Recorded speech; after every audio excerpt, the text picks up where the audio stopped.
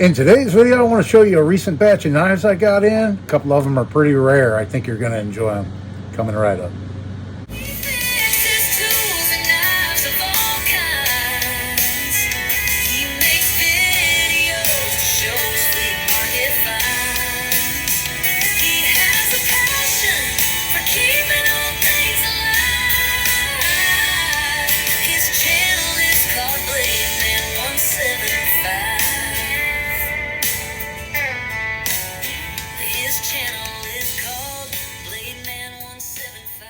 Hello everybody, and thanks for coming back for another video. This is Dave and I'm glad you're with me. Out here in the shop today, I got some knives in I want to show you. A couple of them are pretty rare and I'm going to show those at the end, so stick around to the end so you can see those. So I'm going to start off with this one right here that just came in. And this is a pretty cool knife. It has a really nice spring in it. Stainless steel blade. This is an Ica made in Sweden. It says Normark on the handle, Normark. The blade is stamped Ica, and it's the Little Swede. It's stamped on this side, Little Swede. It's almost like an Asian style blade profile, but it's made in Sweden. And it's just a plastic shell handle. Now it has this on the end, and I haven't figured that out yet. I need to look that up. I would guess this serves a purpose of some type. If you know, leave it down in the comments and let me know. I haven't done any research on this knife. This is the only one like it that I own now. It's very clean. It's in really good shape. Has really good action. But yeah, I haven't seen that before, so let me know if you've got an idea what that might be. But I thought that was a pretty cool knife. Here's just a diamond edge Imperial DE. You know it's an Imperial if it says DE on it. The blade's in pretty good shape. This one does need a little bit of cleanup.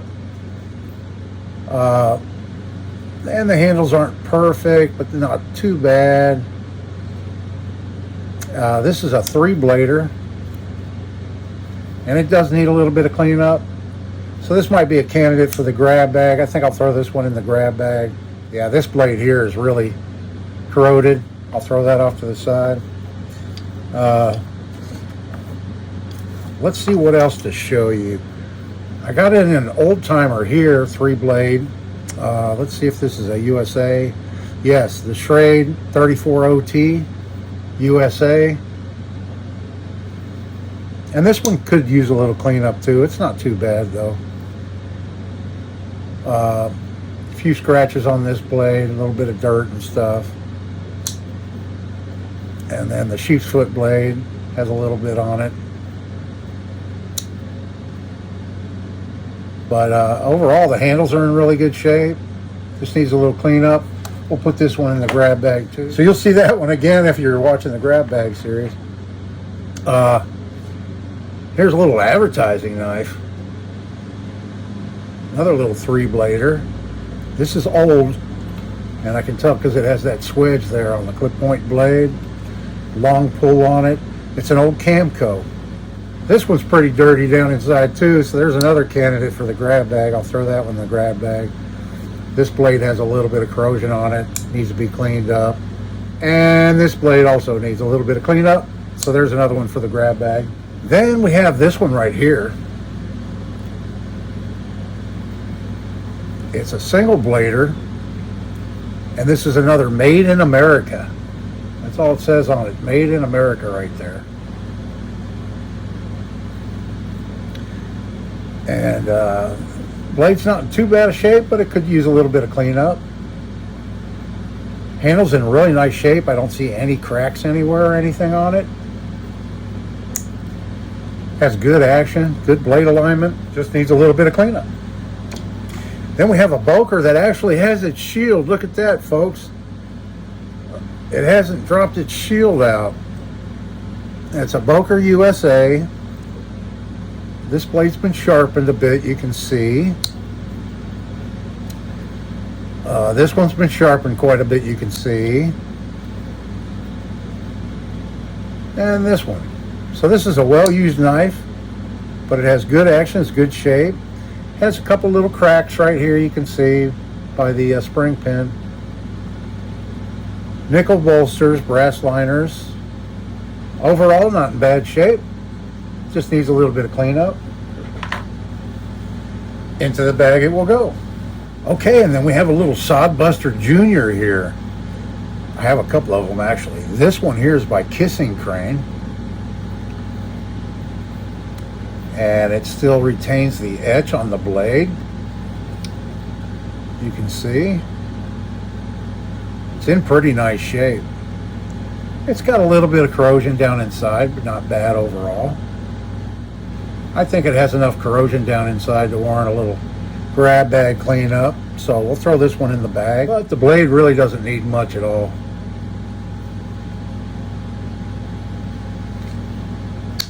Good action. There again, good blade alignment. Very well made little Sodbuster right there. Then we have another Sodbuster right here, and it's almost identical in size. Actually, it pretty much is. Look at that. Very, very similar. I mean, it might be like a millimeter, 2 millimeters longer. This is a Case XX, and it's the 2137 stainless steel. You can still see a little bit of the etching on the blade there.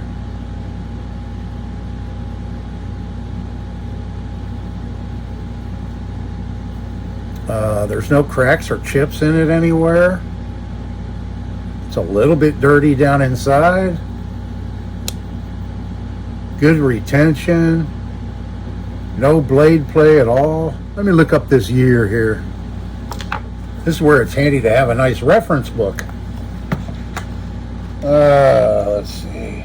Case.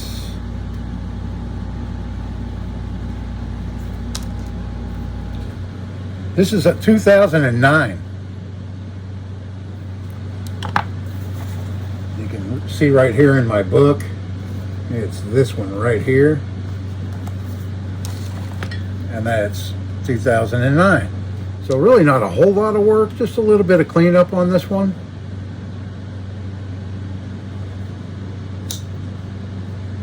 And that'll be a really nice little knife right there. Okay, and then last to show you today are my favorites. And the first one is right here. And you may not have seen one of these before. These are pretty rare. This is a Northfield unexcelled lockback.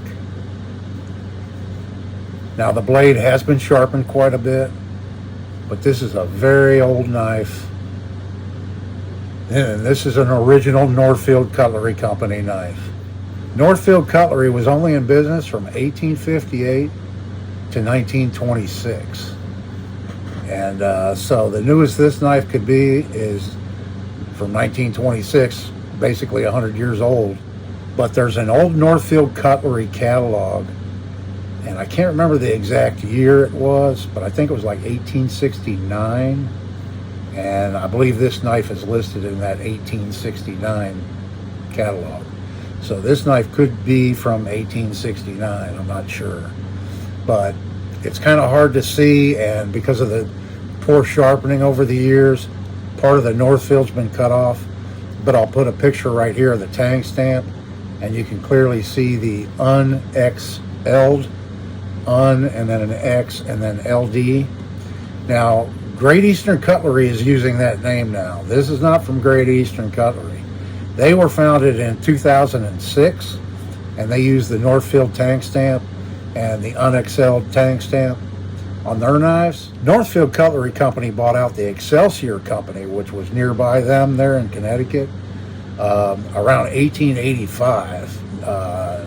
Excelsior was only in business from like 1880 to 1884. And so then Northfield bought them out and continued using their tang stamps, I think up until 1905. I should have pulled it out, but I have an old Excelsior I've shown in a video before. That's probably from around 1900. and it's in excellent condition. Very, very well made knife. They made some really, really good quality knives in Connecticut back in the early 1900s, late 1800s, that's for sure. And this is an example of one. I'm not going to go crazy restoring this or anything like that. I'm just going to clean it up and preserve it, get it where it looks like it's been well loved over its lifetime, and add it to my collection. Now, the last thing I want to show you that I'm really excited about in today's video is this right here. I bought this on eBay, and it's an old Northfield knife company. It's not the unexcelled. It doesn't have the unexcelled stamp. It only says Northfield Knife Company. It still has the pin, and it has this really neat stud right here, this rod, and it has a really nice full swedge on both sides of the blade there. And overall, it's in pretty good shape for its age. Now, the gentleman I bought this from was kind enough to provide me with some background information on where this blade came from. And I pulled up the email here, and I'm going to read you, not verbatim, but I will read you some of this email and tell you the history about this blade right here. I think it's very interesting. So this blade you're looking at right now on the screen was part of a collection owned by Rhett Stidham. And if you're into knives, you've probably heard of his name before. Huge collector, and he founded the Randall Historical Society for Randall knives. I think he originally lived in Orlando or somewhere in Florida, in Central Florida, and then moved up to Virginia, where he had the Meadows Edge Knife Museum, knife store and museum, located in the Meadows of Dan, Virginia. This was part of Rhett Stidham's knife collection. He and his wife Janie started the Randall Knife Society. He was very close to Bo Randall.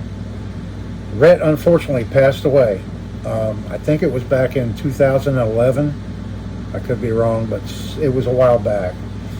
Anyway, after he passed away, his wife Janie, she wanted to get out of the knife business, so she sold the entire collection he had to this guy's friend that I bought this knife off of.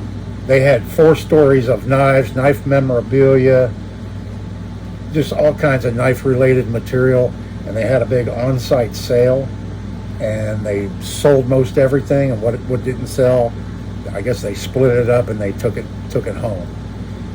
And there was thousands of pounds of knife blades and parts. Man, I wish I was at that sale.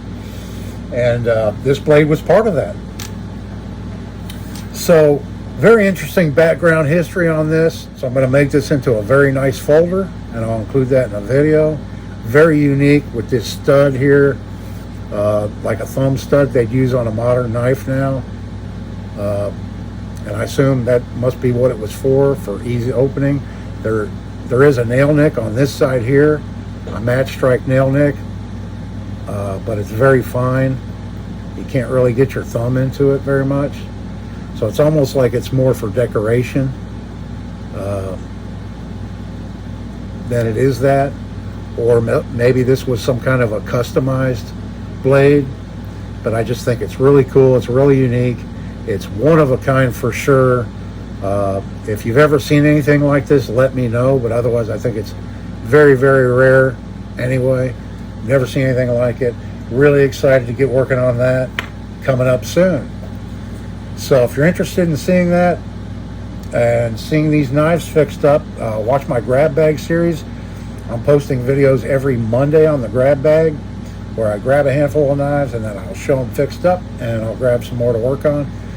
And that'll be on Mondays. The rest of the time I'm working on fixed blades and all kinds of other stuff. So follow along with me by subscribing to my channel. I really do appreciate it. I hope everybody's having a great day. This is Dave. See you in the next one.